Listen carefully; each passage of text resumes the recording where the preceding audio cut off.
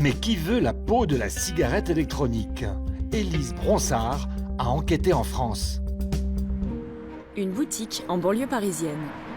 Il y en a 1500 en France spécialisées dans la vape, la cigarette électronique. On en trouve de toutes les tailles, de toutes les formes, des liquides pour vapoter avec ou sans nicotine, et surtout, un univers de saveurs infini. Le plus fou que j'ai rencontré, c'est la gaufre au poulet. Voilà. Il y a la pizza aussi qui existe. Si la cigarette électronique est un plaisir, elle est avant tout un outil de sevrage tabagique. J'ai essayé le patch, l'hypnose, je sais pas quoi, ça n'a jamais marché. Et dès que j'ai commencé la cigarette électronique, je n'ai plus jamais retouché une cigarette. Comme Dominique, en France, 400 000 personnes ont définitivement lâché le tabac pour adopter la e-cigarette. Et 1,5 million de Français l'utilisent régulièrement. Mais depuis quelques mois, les vapoteurs et les commerçants de ce secteur sont inquiets. Une directive européenne pourrait bientôt les empêcher de vapoter tranquillement. La vape existe depuis combien d'années? Le début 8 ou 10 ans. Voilà, on va dire 8 ou 10 ans. Et on a l'impression qu'on vient nous agresser comme on l'a jamais fait contre la cigarette. Et c'est ça qu'on comprend pas. Cette directive sera appliquée en France à partir de mai prochain. Elle prévoit l'interdiction de la publicité, la limitation de la contenance des réservoirs et des flacons de liquide, mais impose aussi des normes très contraignantes pour les fabricants. Alors, qui veut la peau de la e-cigarette? Depuis 3 ans, à Bruxelles, 2 puissances économiques ont rivalisé d'efforts pour étouffer ce nouveau concurrent, l'industrie pharmaceutique et celle du tabac.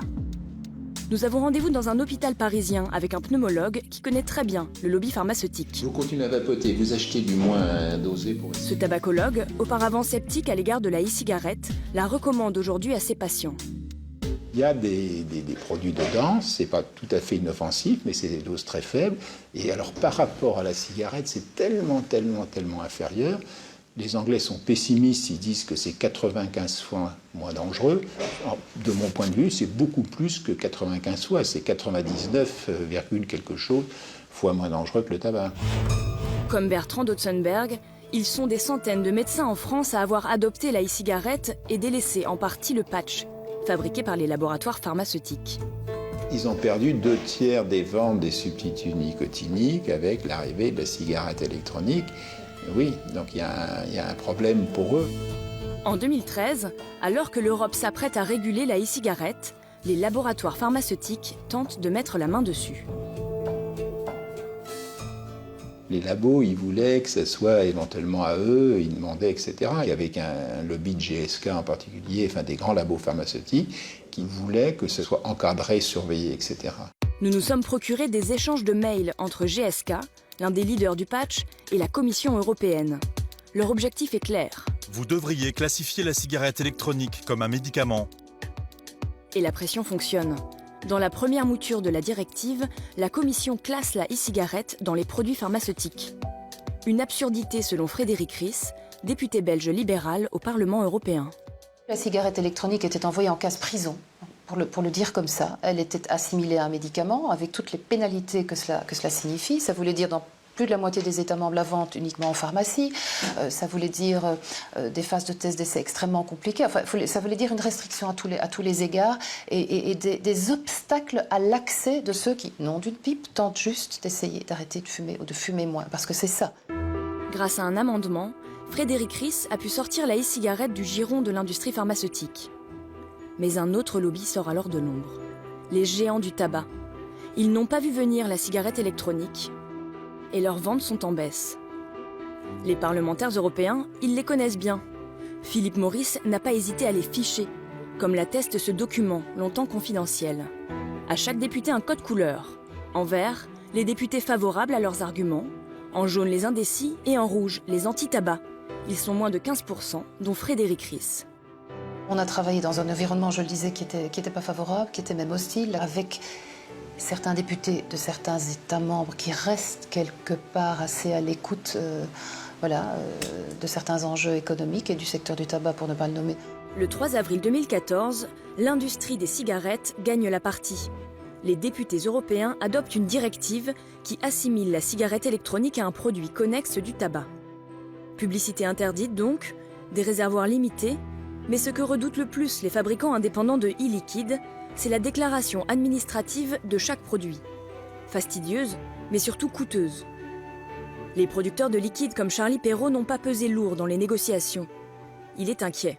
Si on regarde les liquides, il est question de faire payer un montant relativement exorbitant pour sa déclaration. Donc en mettant un droit de péage extrêmement cher, ça va éradiquer toute l'innovation et toutes les petites boutiques de la cigarette électronique. La directive a été écrite pour resserrer et qu'il n'y ait plus que quelques producteurs, surtout ceux qui ont de l'argent.